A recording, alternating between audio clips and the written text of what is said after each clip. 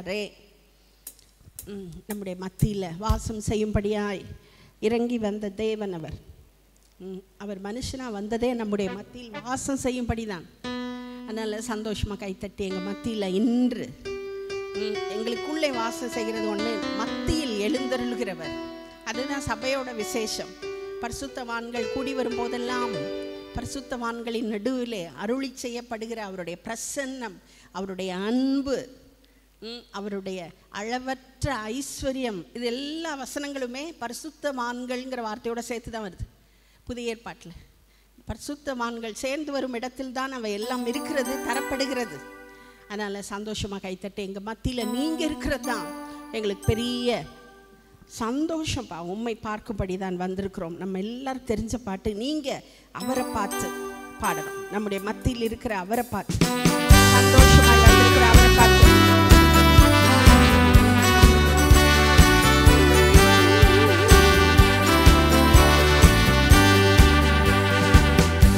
இதோ மனுஷரின் மத்தியில் தேவாதி தேவனே வாசம் செய்கிறாரே. இதோ மனுஷரின் மத்தியில் தேவாதி தேவனே வாசம் செய்கிறாரே. தேவன் தாபரிக்கும் ஸ்தலமே, தம் ஜனத்தாரின் மத்தியிலாம். தேவன் தாபரிக்கும் ஸ்தலமே, தம் ஜனத்தாரின் மத்தியிலாம்.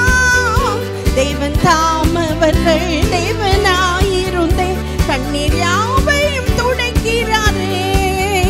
தேவன் தாமவர்கள் தேவனாயிருந்தே கண்ணீர் யாவையும் துடைக்கிறாரே. நல்ல கைத்தட்டி. இதோ மனுஷரின் மத்தியில் தேவாதி தேவனே வாசம் செய்கிறாரே. இதோ மனுஷரின் மத்தியில் தேவாதி தேவனே வாசம். தேவ ஆலயமும் அவரே, தூய ஒளி விளக்கும் அவரே. தேவ ஆலயமும் அவரே, தூய ஒளி விளக்கும் அவரே. ஜீவனாலித்தம் ஜனங்களின் தாகம் தீர்க்கும் சுத்த ஜீவநதியும் அவரே. ஜீவனாலித்தம் ஜனங்களின் தாகம் தீர்க்கும் சுத்த ஜீவநதியும் அவரே. சத்தத்தை வைத்து. இதோ மனுஷரின் மத்தியில் தேவாதி தேவனே வாசம் செய்கிறாரே. இதோ மனுஷரின் மத்தியில் தேவாதி தேவனே வாசம் செய்கிறாரே. மகிமை நிறை பூரணமே, மகா பரிசுத்த ஸ்தலம் அதுவே. மகிமை நிறை பூரணமே, மகா பரிசுத்த ஸ்தலம் அதுவே. என்றும் துதியுடனே அதன் வாசல் உள்ளே எங்கள் பாதங்கள் நிற்கிறதே. துதியோட வந்திருக்கோம்பா. துதியுடனே அதன் வாசல் உள்ளே எங்கள் பாதங்கள் நிற்கிறதே. இதோ மனுஷரின் மத்தியில் தேவாதி தேவனே வாசம் செய்கிறாரே. இதோ மனுஷரின் மத்தியில் தேவனே வாசம் செய்கிறாரே. சீயோனே வாசல்களை ஜீவதேவனை நேசிக்கிறார். சீயோனே உன் வாசல்களை ஜீவதேவனை சீர்மிகுந்திடுமே. சுவிசேஷத்தனை கூறி உயர்த்திடுவோம் உன்னையே. சீர்மிகுந்திடுமே, உயர்த்திடுவோம் உன்னையே. இதோ மனுஷரின் மத்தியில் தேவாதி தேவனே வாசம் செய்கிறாரே. இதோ மனுஷரின் தேவாதி தேவனே வாசம் செய்கிறாரே. ஹல்லேலூயா. நம்முடைய மத்தியில் அவர் இருக்கிறத உணர முடியுதா உங்களால்? அவர் இருக்கிறத பார்க்க முடியுதா? இந்த வசனங்கள் எல்லாத்தையும் நம்ம வெளிப்படுத்தின விசேஷத்தில் எங்கே சொல்லி தந்தாங்கன்னா, பரலோகத்தில் நடக்கப்போகுது. பரலோகத்தில் அவர் கண்ணீரை தொடப்பார். பரலோகத்தில் சுத்த ஜீவ நதியினால் நம்ம தாகம் தீர்க்கும்படி கொடுப்பாரு. அதெல்லாம் இங்கேயே நடக்குது. இங்கேயும் நடக்குது, அங்கேயும் நடக்குது. பரலோகத்தில் அழுகையே இல்லை, கண்ணீரே இல்லைன்னு வசனம் சொல்லுது. அப்புறம் எப்படி வந்து நம்ம அழவா போகிறோம்? அங்கே போய் அங்கே வந்து ஒன்றும் அழுகிறதுக்கான சூழ்நிலை இருக்காது. இங்கே தானே அழுதுட்ருக்கோம், இங்கே தானே வந்து குறைவோடு இருக்கோம். அதனால் இங்கே அவர் எழுந்தருளுகிறார். அவர் எப்படி பூமியை தன்னுடைய அரசாட்சிக்குள் கொண்டு வர விரும்புகிறார்னா சபை மூலமாக தான்.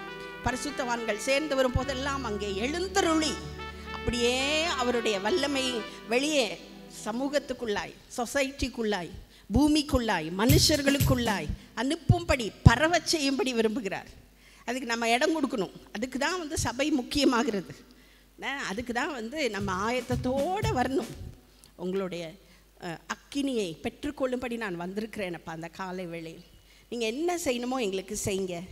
எங்களுடைய தாகத்தை தீர்க்கிறது மட்டுமல்ல, நாங்கள் மற்றவங்க தாகத்தை தீர்க்கும்படியாய், மற்றவங்களை உம்மண்டை நடத்தும்படியாய். அதில் ஒரு வசனம் பாட்டில் வருது, சீர் மிகுந்துடும் மெய் சுவிசேஷம் தனி உயர்த்திடுவோம், கூறி உயர்த்திடுவோம். சுவிசேஷத்தை சொல்கிறது அவரை உயர்த்துறதுக்கு சமம். அவரை உயர்த்துறதுன்னா கை தூக்கி ஆராதிக்கிறது மட்டும் இல்லை, சுவிசேஷத்தை இன்னொருத்தருக்கு சொல்கிறதும் அவரை உயர்த்துறதுக்கு சமம் தான் அந்த பாட்டில் பாடியிருக்காங்க. சுவிசேஷத்தை சொல்லி உங்களை உயர்த்துறோம். சந்தோஷமாக கைத்தட்டி இன்னொரு பாட்டு, எனக்கு ஒத்தாசை வரும் பர்வதம் நேராய் என் கண்களை ஏறெடுப்பேன். ஒத்தாசை இந்த காலை வேளையில் வேண்டி வந்திருக்கீங்களா? ஒத்தாசை வேணுங்க. யாருமே ஒத்தாசை இல்லைங்க, எனக்கு யாருமே ஒத்தாசை இல்லைங்க. எங்கே ஒத்தாசை தேடன்னு தெரியலைங்க. நமக்கு ஒத்தாசை அனுப்பும் பர்வதமாய் அவர் இருக்கிறார். அவரிடத்தில் ஒத்தாசை உண்டு. நம்ம செய்ய வேண்டியது அவரை நோக்கி கண்களை ஏறெடுக்கிறது தான். இந்த முன்னாடி பாடின பாட்டு மாதிரி பாட்டும் அதான். வானம் பூமி படைத்த தேவன் ஒத்தாசை அனுப்பும் பர்வதம். வேறு எங்கேயும் நான் பார்க்க மாட்டேன், உங்களை தான் பார்க்க போகிறேன். எல்லா தேவைக்குமே அவரை தான் பார்க்க வேண்டி இருக்கிறது. அது ஒரு இமோஷனல் நீடாக இருந்தாலும் சரி, ஒரு சைக்கலாஜிக்கல் நீடாக இருந்தாலும், ஒரு இன்டலெக்சுவல் நீடாக இருந்தாலும், ஃபிசிக்கல் நீடாக இருந்தாலும், மணினாலும், சுகம்னாலும் எல்லாமே அவரிடத்தில் தான் உண்டு. அவர் தான் நிறைவாய் தந்து அந்த வெறுமையை, வெற்றிடத்தை நிரப்ப முடியும். அவர் தான் அதை நிறைவாக்க முடியும். சந்தோஷமாக கைத்தட்டி அவரை பார்த்து, எனக்கு ஒத்தாசை வரும் பர்வதம்.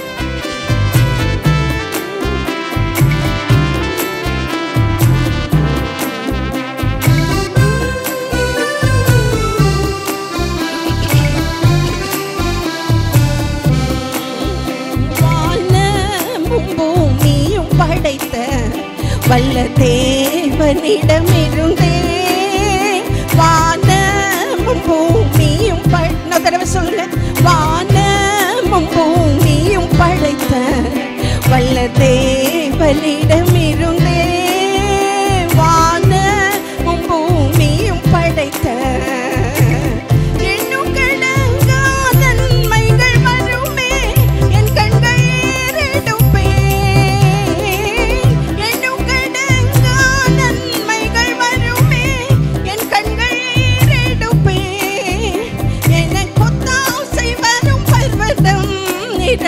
என் கண்களை ஏறெடுப்பேன்.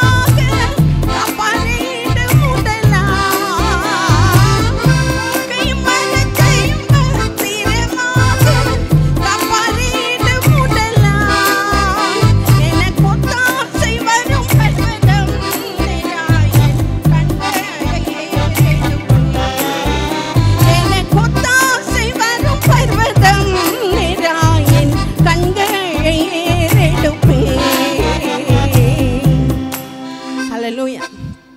யாபேசோட ஜெபமும் அதுதான். யாபேஸ் என்ன சொல்லி ஜெபம் பண்ணுறாரு? இந்த தீங்கு என் ஆத்மாவை பாதிக்கக்கூடாதுப்பா, தீங்குக்கும் எங்களை விலக்கி பாதுகாத்துக்கோங்கப்பா. யாபேசை குறித்து அந்த 2 வசனம் தான் பைபிளில் இருக்குது. என்ன சொல்லியிருக்கு? உமது கரம் என்னோடு இருந்து என் எல்லையை பெரிதாக்கி இந்த தீங்குக்கு எல்லாத்துக்கும் என் ஆத்மாவை விலக்கி காத்துக்கோங்க அப்படின்னு அவன் சொன்ன அந்த ஜெபத்தை அவர் கேட்டார். அவன் வேண்டிக் கொண்டதை அருளி செய்தார். சகோதரர் மத்தியில் அவனை கனப்படுத்தினாரு. அவ்வளோதான். அந்த 2 வசனத்தில் தான் யாபேசை பற்றி. என் ஆத்மாவை காத்துக்கோங்க, அவனோட ஜெபம் அதுதான். ஆத்மா தான் பிரச்சனை உள்ளது நமக்கு. சின்ன காரியத்தையும் பெருசாக்கி காட்டிடும், பயமுறுத்திடும் நம்மளை, பழசெல்லாம் ஞாபகப்படுத்திடும். எங்கேயோ படித்த நியூஸு, எங்கேயோ நியூஸில் பார்த்தது, டிவியில் பார்த்தது எல்லாம் வந்து குழப்பிடும்.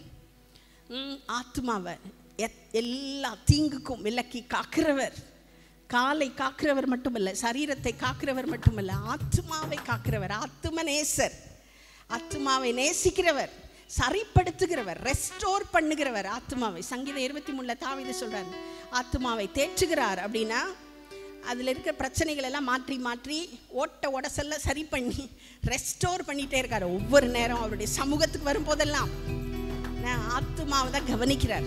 நம்ம பார்க்கும்போதே நம்மளோட ட்ரெஸ்ஸை பார்க்குறோம், நல்லா நீட்டாக வந்திருக்காங்களா அப்படின்னு மேலே தான் பார்க்குறோம், சரீரத்தை தான் நம்ம பார்க்குறோம், முகத்தை தான் பார்க்குறோம். ஆனால் தேவன் நம்மளை பார்த்தோன்னே எதை பார்க்குறாரு? உள்ள ஆத்மா. ஆவியில் அவர் இருக்காரு. ஆத்மா எப்படி இருக்கு? சந்தோஷமாக வந்திருக்கியா? நன்றி சொல்கிறதுக்கு வந்திருக்கியா? நன்றியால் நிறைஞ்சு வந்திருக்கியா? என்ன நடந்தாலும் நன்றி சொல்லுவேன்னு வந்திருக்கியா? எனக்கு இன்னைக்கு காலையிலேருந்து அந்த வார்த்தை தான். என்ன நடந்தாலும் நன்றி சொல்வியா அப்படின்னு ஆவியானவர் என்கிட்ட கேட்குற மாதிரியே எனக்கு இருக்கு. எனக்கு அதை கேட்டு கொஞ்சம் பயம், என்னமோ நடக்கும்போது போல. நமக்கு அப்படி தான் போகும் பாருங்க புத்தி, உடனே என்னமோ நடக்க போது போல. என்ன நடந்தாலும் நன்றி சொல்லுவேன் ஃபாதர் பாடியிருக்காரு. பாடுறிய நீ தான் அந்த பாட்டை, உண்மையில நன்றி சொல்லுவியா? என்ன நடந்தாலும் யார் கைவிட்டாலும் நன்றியப்பா. இன்னொரு பாட்டு ஃபாதர் பெர்க்மன்ஸ் அவரோட சந்தோஷமான பாட்டு, நன்றி பலிபீடம் கட்டுவோம், நல்ல தெய்வம் நன்மை செய்தார், செய்த நன்மை ஆயிரங்கள். அந்த வார்த்தையை சொல்லும்போது உண்மையிலே உங்களுக்கு 1000 நன்மை ஞாபகம் வரணும். 1000 நன்மை இருக்கா உங்கள் வாழ்க்கையில்? 1000 நன்மை இருக்கா? யோசிக்க முடியுமா? அட்லீஸ்ட் ஒரு 100 யோசிக்க முடியுமா? அந்த காலை வேளையில் காலையில் 100 நன்மை எனக்கு செஞ்சாருங்க. நான் இப்போ சொல்கிறேங்க, இங்கே என்னை கொடுத்து நிறுத்தி எனக்கு மைக்கு கொடுத்தாலும் 100 நன்மை சொல்வேங்க. சொல்ல முடியுமா? 1000 என்ன கோடி நன்மை. நம்ம நினைக்கிறோம், நம்ம மூளைக்கு எட்டாமலே நிறைய விஷயங்கள் நடக்குது. அவர் செய்கிற நன்மைகள், அவர் நமக்கு தருகிற பாதுகாப்புகள், இதெல்லாம் வந்து நமக்கு மூளைக்கு தெரியவே கிடையாது. பாருங்களேன், பிசாசு அப்படியாய் எவனை விழுங்கலாமோ என்ற வகை தேடி சுற்றி திரிகிற அவனுடைய தந்திரங்களுக்கும் கண்ணிகளுக்கும் எப்பயுமே நம்மளை விலக்கி காக்கிற அவருடைய ரத்தம், அவருடைய சமூகம், அவருடைய வார்த்தை, ஆவியானவர், அதுக்கெல்லாம் நன்றி சொன்னால் 1000 என்ன கோடி நன்றி சொன்னால் கூட போதாது இல்லை? சந்தோஷமாக கைத்தட்டி நமக்கு எல்லாரும் தெரிஞ்ச அந்த பாட்டு நீங்கள் தான் பாடணும். உங்களுக்கு நான் பலிபீடம் கட்ட போகிறேன். உங்களுக்கு இன்னைக்கு காலையில் ஒரு புது பலிபீடம் கட்டி அதில் என் பெயரை எழுதி என்னை பலியாக வைக்க போகிறேன். சந்தோஷமாக கைத்தட்டி பாடலாம்.